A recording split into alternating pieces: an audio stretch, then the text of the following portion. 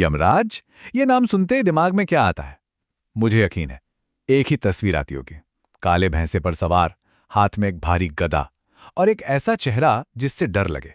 मतलब मौत का दूसरा नाम है ना? एक ऐसी शक्ति जिससे भाई हर कोई डरता है।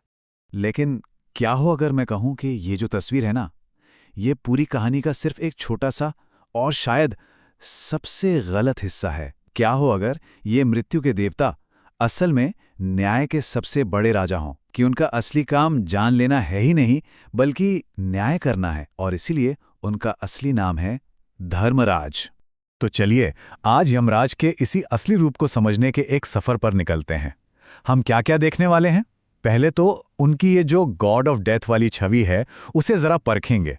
फिर उनके कोर्ट ऑफ जस्टिस के अंदर झांक कर देखेंगे कि वहां होता क्या है।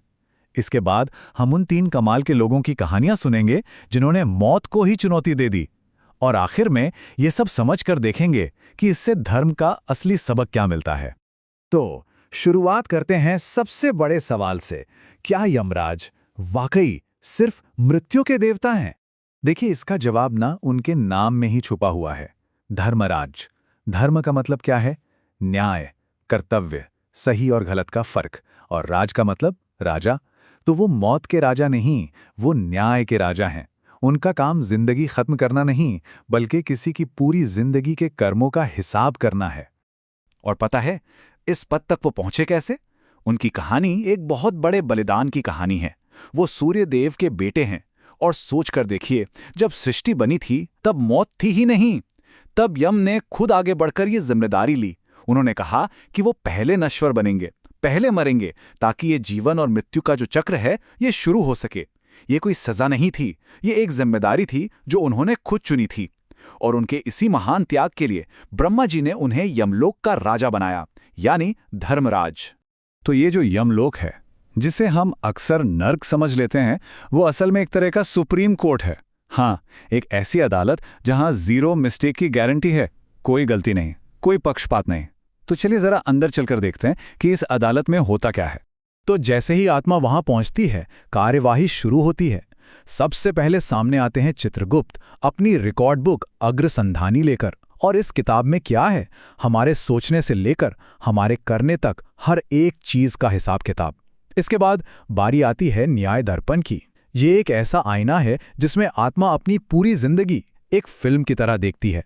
कोई झूठ नहीं, कोई बहाना नहीं चल सकता। और जब सब कुछ दूध का दूध और पानी का पानी हो जाता है, तब धर्मराज यम अपना अंतिम और निष्पक्ष फैसला सुनाते हैं। हाँ, और इस पूरी प्रक्रिया में यमराज अकेले नहीं हैं, उनकी एक पूरी की पूरी टीम है। सबसे पहले चित्रगुप्त, जिन्हें हम एक तरह का कॉस्मिक अकाउंटेंट कह सकते हैं। फिर हैं यमदूत, जो आत्माओं को लेकर आते हैं, और इनका रूप कर्मों पर निर्भर करता है।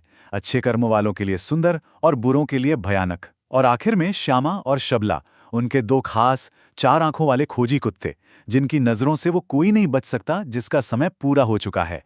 ठीक है, तो अब हमने अदालत देख ली, नियम कानून भी समझ लिए। लेकिन कहते हैं ना, हर नियम का एक अपवाद होता है। तो अब बात करते हैं उन 3 कमाल की कहानियों की, जहां कुछ इंसानों ने सीधे धर्मराज को ही चुनौती दे डाली। और इन कहानियों ने यमराज का एक बिल्कुल अलग ही चेहरा दुनिया के सामने रखा। पहली कहानी सावित्री की। जरा सोचिए, अगर आपको कोई बता दे कि आपके सबसे प्रिय इंसान की मौत ठीक 1 साल बाद होनी है, और उन्हें लेने कोई और नहीं बल्कि खुद यमराज आने वाले हैं। कोई भी इंसान ये सुनकर टूट जाएगा, बिखर जाएगा।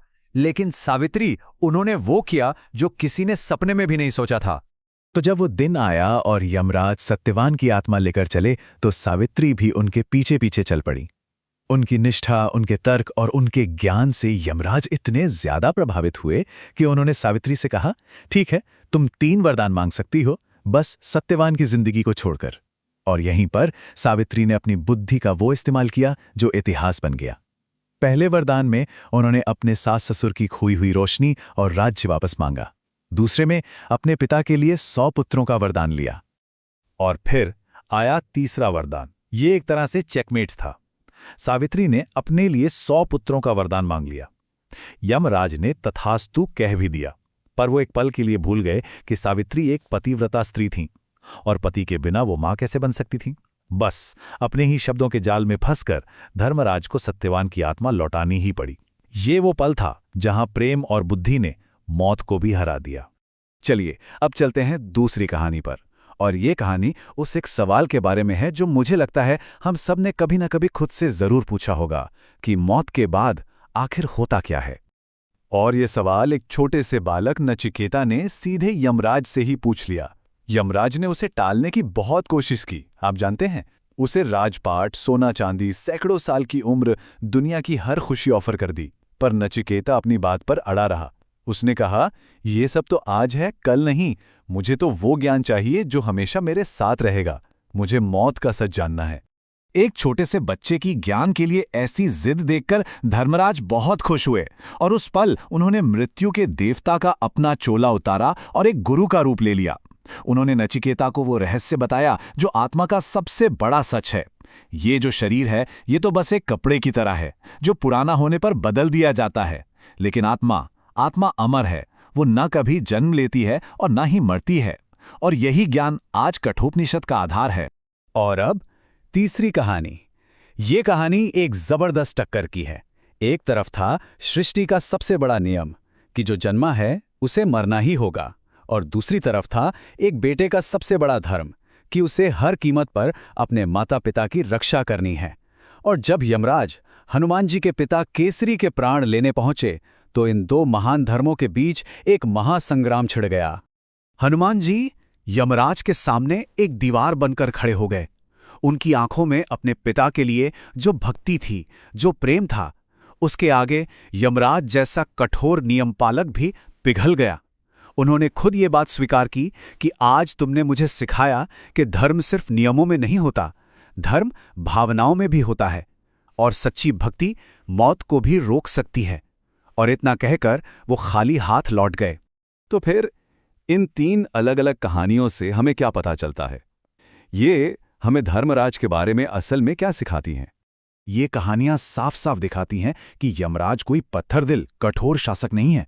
हाँ, वो न्याय करते हैं, लेकिन वो सबसे बढ़कर मानवीय गुणों का आदर करते हैं। सोचिए, सावित्री का प्रेम और बुद्धि, नचिकेता की सत्य की खोज और हनुमान की अटूट भक्ति, इन तीनों महान गुणों के आगे उन्होंने अपने अटल नियमों को भी सम्मान के साथ झुकाया। तो इस पूरी बातचीत का निचोड़ क्या है? सार ये है कि हमें यमराज से डरने की जरूरत नहीं है। अगर डरना ही है तो अपने कर्मों से डरना चाहिए, क्योंकि उनकी अदालत में इस बात से जरा भी फर्क नहीं पड़ता कि कोई राजा है या रंक, कितना अमीर है या कितना ताकतवर। वहां सिर्फ एक चीज का महत्व है, और वो ये कि किसी ने अपनी जिंदगी जी कैसे है। तो आखिर में बस इतना ही, डर मौत का नहीं होना चाहिए, फिक्र एक सार्थक जीवन जीने की होनी चाहिए। क्योंकि एक बात तो तय है, the cosmic CCTV is always on. Yamraj देख रहे हैं और चित्रगुप्त सब कुछ लिख रहे हैं।